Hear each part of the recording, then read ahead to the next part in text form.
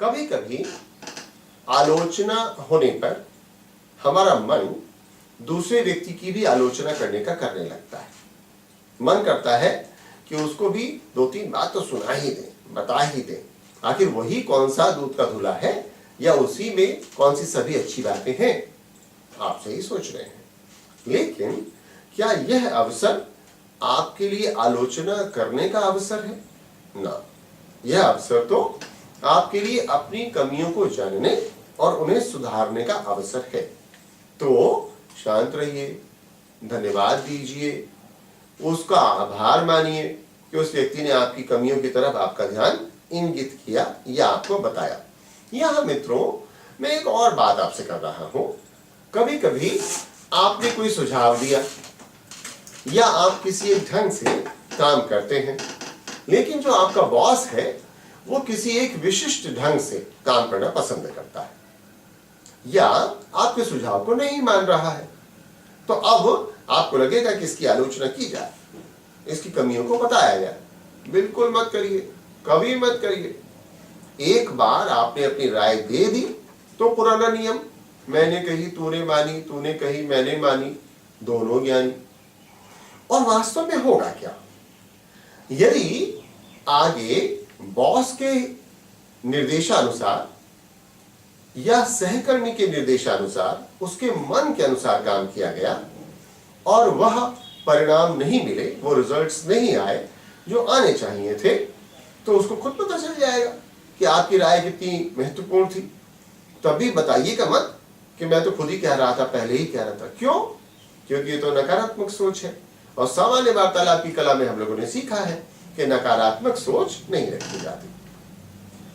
अगली बार ऐसी ही किसी परिस्थिति में जब आप कोई सलाह देंगे तो जाहिर है कि आपके सहकर्मी उसको महत्व देंगे क्योंकि उनको पुराना अनुभव है। लेकिन ध्यान रखिएगा कि आपको यह याद दिलाने की जरूरत नहीं है कि मैंने तो पहले ही कहा था। अगर कोई शब्द ऐसा है या वाक्य ऐसा है जो मुझे लगता है कि कभी नहीं इस्तेमाल होना चाहिए, तो वो यही है, मैंने पहले कहा था। कभी मत कहिए। अगर आप ऐसा कहते हैं कि मैंने पहले कहा था, तो आप दूसरे व्यक्ति को छोटा महसूस कराते हैं। किसी को भी छोटा महसूस कराने की जरूरत नहीं है। क्षमा मांगना भी एक बड़ी महत्वपूर्ण कला है। दोस्तों,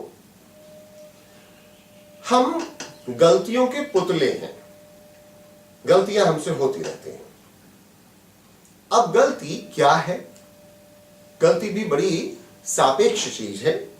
हो सकता है हमें गलती लगे, हो सकता है हमें गलती ना लगे। हमारा व्यवहार हो सकता है हमें बहुत अच्छा लगे और दूसरे को गलत लगे। लेकिन अगर कहीं गलती जैसी बात किसी के मन में है, तो फिर चारा तो एक ही है, रास्ता तो केवल एक ही बचता है, क्षमा मांगना। ऐसा क्यों? ऐसा इसलिए कि जब भी कोई व्यक्ति यह मान रहा है कि आपने गलती की है, तो वह आपको अपनी भावनात्मक जेल में बंद कर देता है। अब भैया, भावनात्मक जेल के ताले की चाबी तो उसी के पास है। आप इस अंदर से बंद किए दरवाजे को बाहर से नहीं खोल सकते। बाहर तो कुंडी नहीं है, बाहर तो हैंडल ही नहीं है, अंदर कुंडी है, अंदर हैंडल है, तो वही खोलेगा। अगर आपको लगता है कि यह संबंध उतना महत्वपूर्ण है, उस व्यक्ति से आप अपने संबंध दीर्घ काल तक बनाए रखना चाहते हैं, संबंध बनाए रखना चाहते हैं, तो फिर ताले की चाबी भी उसी के पास है, हैंडल भी उसी के पास है, तो फिर क्षमा मांग लीजिए, निसंकोच क्षमा मांगिए। क्षमा मांगने से कोई छोटा नहीं हो जाता और दूसरे के हृदय में जिससे आप क्षमा मांग रहे हैं, आपका स्थान बहुत ऊपर हो जाता है। आप धीरे धीरे उसके हृदय में अपना स्थान बनाने लगते हैं।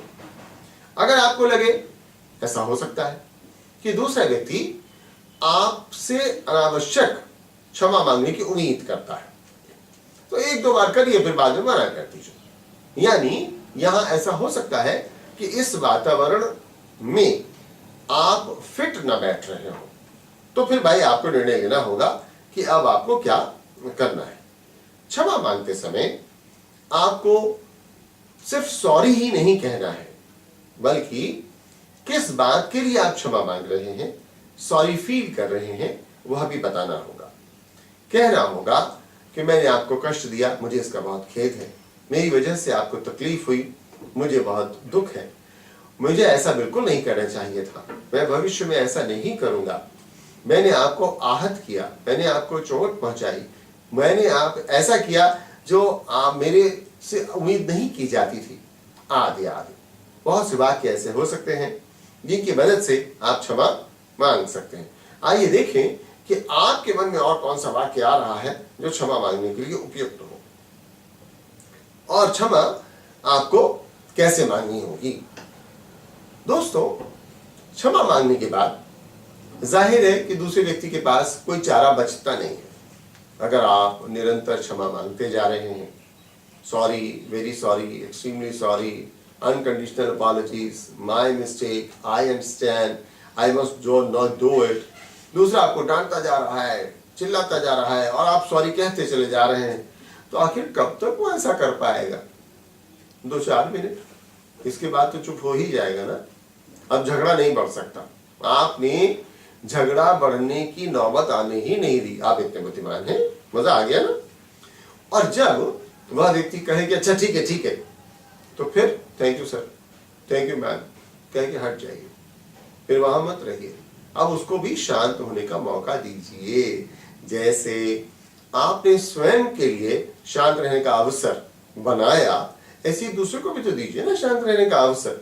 तो दोस्तों, क्षमा मांगना बहुत जरूरी है, और क्षमा मांगना तो सीखते ही रहना होगा।